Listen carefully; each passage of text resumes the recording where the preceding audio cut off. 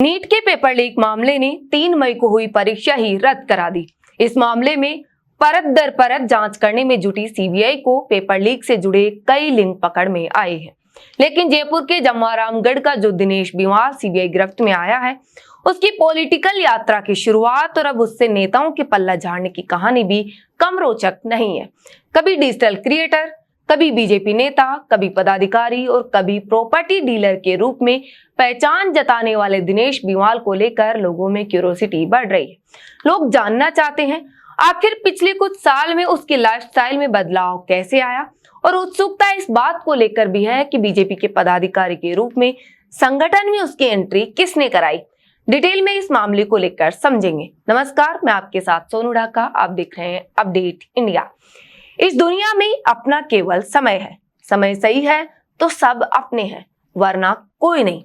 ये लाइन हमारी नहीं, ये लाइन लिखी है नीट पेपर में सीबीआई की गिरफ्तार में आए दिनेश बिवाल ने। बीते 18 अप्रैल को अपने सोशल मीडिया पेज पर इन लाइनों को पोस्ट किया।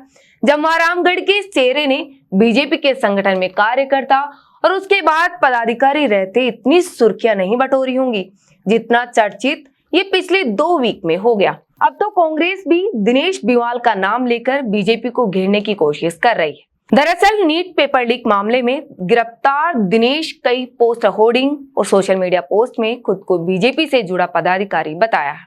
कुछ लोग इसे जयपुर देहात बीजेपी में मुख्य संगठन का जिला मंत्री बताते हैं।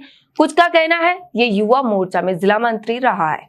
लेकिन सवाल फिर वहीं आता है, अगर मुख्य संगठन में आया तो क्या सीधी वाइल्ड कार्ड एंट्री थी या फिर युवा मोर्चा में काम करते हुए आगे बढ़ा।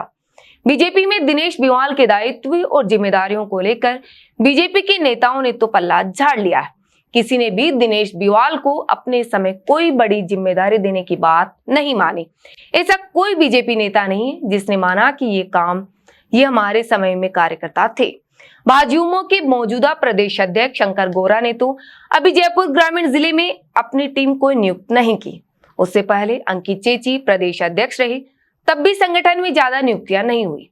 लेकिन जब और पीछे जाते हैं तो जयपुर ग्रामीण जिले में अमित शर्मा और बलराम दून का नाम जिला अध्यक्ष के रूप में आता है। अलबत्ता दोनों ही नेताओं का कहना है उनके समय में उन्होंने संगठन में दिनेश बिवाल को न तो कोई जिम्मेदारी दी, न ही बैठकों में बुलाया। बलराम दून ने इतना जरूर माना, जब वो साल 2011 में भारतीय जनता युवा मोर्चा में जयपुर ग्रामीण के जिला अध्यक्ष बने, तब उनसे पहले वाली टीम में दिनेश बिवाल प्रदेश मंत्री के रूप में शामिल था। उन्होंने जमवारामगढ़ से अपनी टीम में महेंद्रपाल मीणा को लिया था, जो आज विधायक भी है। और दिनेश बिवाल के साथ सबसे ज्यादा फोटो महेंद्रपाल मीणा की ही दिख रही है। ऐसे में सवाल ये भी उठ रहा है, क्या दिनेश अपने आप को बिना नियुक्ति के ही बीजेपी का पूर्व अधिकारी बता रहा है या फिर पार्टी उससे पूरी तरह किनारा कर चुकी है। दिनेश बिवाल के साथ विधायक की तस्वीर का सवाल है तो उन्होंने कहा कि वे जनप्रतिनिधि है और विधायक के साथ कई लोग तस्वीर खिंचवाते रहते हैं। उधर दावा किया जा रहा है कि दिनेश बिवाल को जो भी काम मिला वो अलग अलग समय पार्टी के नेताओं की सिफारिश पर मिला। बताया जाता है बिवाल की सिफारिश करने वालों में जमवारामगढ़ के पूर्व विधायक जगदीश मीणा से लेकर मौजूदा विधायक महेंद्रपाल मीणा शामिल है। और शायद यही कारण है कि अपने सोशल मीडिया पेज पर औसतन हर दूसरी फोटो में दिनेश बिवाल या तो महेंद्र मीणा के साथ दिख रहे हैं या उनसे बधाई का आदान प्रदान करते दिखे जा सकते हैं। फेसबुक और दूसरे सोशल मीडिया प्लेटफॉर्म पर अपने आप को डिजिटल क्रिएटर बताने वाले दिनेश बिवाल ने बीजेपी नेताओं के जन्मदिन और दूसरे मौकों पर बधाई देते हुए अपने आप को बीजेपी नेता भी बताया। गांव में उसकी लाइफस्टाइल में आए बदलाव की चर्चा भी होती है। हालांकि कुछ दिन पहले तक लोगों का नजरिया अलग था।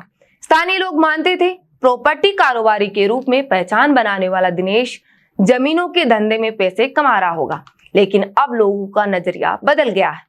पीसीसी चीफ गोविंद सिंह डोटासरा और नेता प्रतिपक्ष टीकाराम जूली दोनों ही बीजेपी से सवाल कर रहे हैं।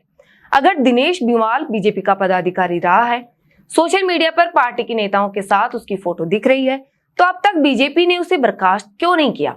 नेता प्रतिपक्ष टीकाराम जूली ने कहा, केंद्र सरकार के कार्यकाल में पेपर लीक का मामला शतक के आसपास पहुंच रहा है। जूली ने कहा, बीजेपी के नेता फोटो खींचने को गंभीर नहीं मान रहे, लेकिन ऐसा 1-2 मामलों में हो सकता है। जूली ने कहा, बीजेपी के 8 से 10 नेताओं के साथ दिनेश बिवाल की तस्वीर दिख रही है। अखबार के विज्ञापन होर्डिंग भी दिख रहे हैं। जूली ने पूछा, इसका जवाब क्यों नहीं दे रही बीजेपी? उन्होंने कहा कि क्या सरकार बड़े मगरमच्छों को बचा रही है? वहीं कांग्रेस के इन आरोपों पर बीजेपी के प्रदेश अध्यक्ष मदन राठौड़ ने एक बार फिर दोहराते हुए कहा, दिनेश बिवाल उनका कार्यकर्ता है ही नहीं। राठौड़ ने कहा, अगर केवल फोटो को आधार बनाया जाए तो कांग्रेस का एक भी नेता ऐसा नहीं बचेगा जिनके फोटो अपराधियों के साथ नहीं है। खैर, ये तो राजनीतिक बातें हैं, आरोप प्रत्यारोप लगते रहते हैं, लेकिन बच्चों के भविष्य का क्या? फिलहाल सीबीआई जांच में जुटी है, लेकिन जांच कहां तक पहुंचेगी ये भी बड़ा सवाल है। आप अपनी राय कमेंट में जरूर बताइए। मैं आपके साथ सोनू ढाका। नमस्कार।